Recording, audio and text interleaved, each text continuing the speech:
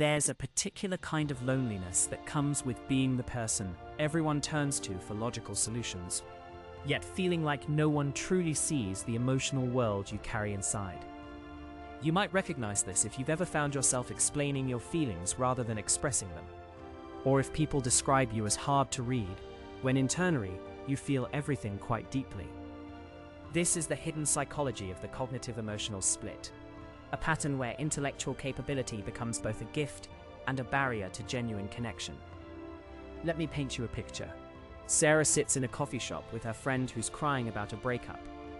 While her friend pours out raw emotion, Sarah's mind immediately begins analyzing the relationship patterns, calculating the logical reasons why this ending was inevitable, formulating practical next steps. She offers brilliant insights about attachment theory and relationship dynamics.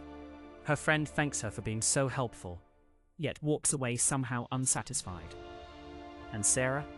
She feels strangely empty, as if she participated in the conversation from behind glass.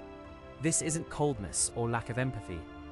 It's what happens when the thinking mind becomes so developed, so trusted, that it automatically steps in front of the feeling self. Like a well-meaning bodyguard, has forgotten that not every emotion is a threat to be managed. The pattern often begins early. Perhaps you were the child who learned that being smart felt safer than being vulnerable. Maybe emotional expressions in your family were met with discomfort, but intellectual achievements brought approval and attention.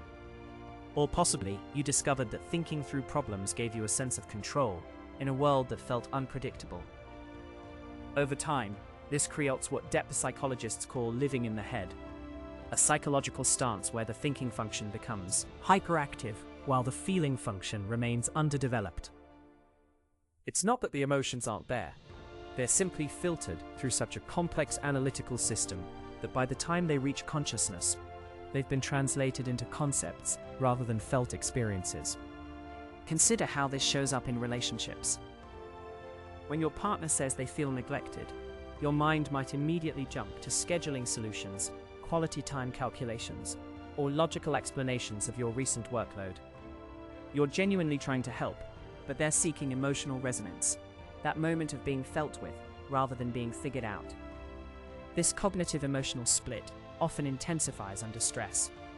The more uncertain or threatening a situation feels, the more the analytical mind takes control, creating increasingly sophisticated explanations for what should be simple human experiences. You might find yourself researching the psychology of grief instead of allowing yourself to mourn, or analyzing the dynamics of attraction rather than simply enjoying connection with someone. There's something both protective and limiting about this pattern. The thinking mind offers a kind of psychological armor. It distances you from the raw intensity of emotion, provides the illusion of understanding and control, and often earns external validation for your insights and problem-solving abilities. But this same armor can create a sense of watching your own life rather than fully living it. The philosopher William James wrote about the difference between knowing about something and knowing it directly.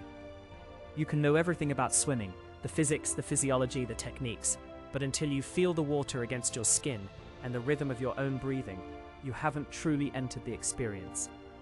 Many highly intelligent people become experts in knowing about emotions, somewhat strangers to feeling them directly. They can describe love in poetic detail, understand the neuroscience of attachment, explain the psychology of grief, yet feel oddly disconnected from their own emotional landscape. This doesn't mean thinking is the enemy, or that analysis is always defensive. Intelligence is a profound gift, and the ability to understand complex patterns serves both you and the world. The issue arises when thinking becomes the only trusted way of processing experience, when the mind reflexively transforms every feeling into a problem to be solved rather than a truth to be acknowledged. Here's what's particularly interesting. This pattern often coexists with deep sensitivity. Many people who appear emotionally distant are actually highly empathetic. They feel others' emotions so intensely that thinking becomes a way of managing the overwhelming input. The analytical mind steps in, not because emotions are absent, but because they're so present that they need to be organized and understood to feel bearable. Breaking this pattern isn't about abandoning your intellectual gifts or forcing yourself to be more emotional.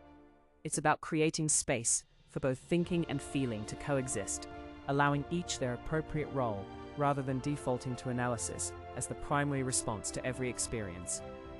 Sometimes this means practicing what therapists call staying with an emotion, rather than immediately trying to understand it. When sadness arises, instead of asking, "Why do I feel this way?" you might first ask, "How does this sadness feel in my body?" When joy appears, rather than analyzing what triggered it, you could simply let yourself be glad. This isn't about becoming less intelligent, it's about becoming more fully human. It's recognizing that some truths can only be accessed through feeling, just as some insights can only be reached through thinking. Both are forms of intelligence. Both offer different kinds of wisdom. The path forward involves gentle curiosity about your own emotional landscape. You might notice when you slip into explanation mode during conversations that call for presence. You could experiment with expressing a feeling before you fully understand it, trusting that meaning will emerge through the sharing, rather than needing to arrive complete. Most importantly, this awareness can transform your relationships with others who might also live behind this cognitive emotional divide.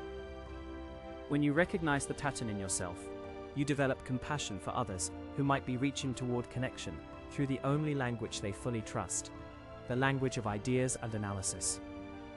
Your intelligence isn't the barrier to emotional connection. The barrier is the belief that thinking and feeling can't safely coexist.